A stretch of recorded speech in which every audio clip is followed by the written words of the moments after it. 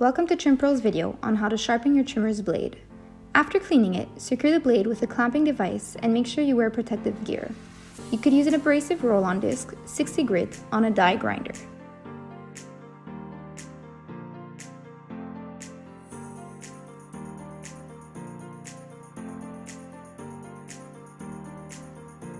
You need to do both sides of the blade to make it sharp.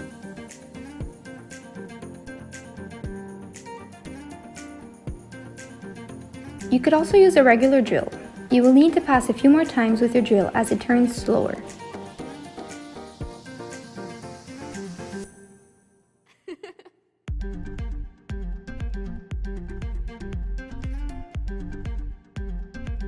With a grinder, you'll need an abrasive flap disc 60 grit also.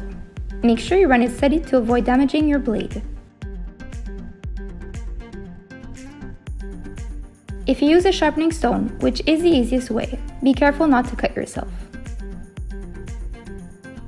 Finally, you could use a bench grinder. Here also, make sure you run it steady.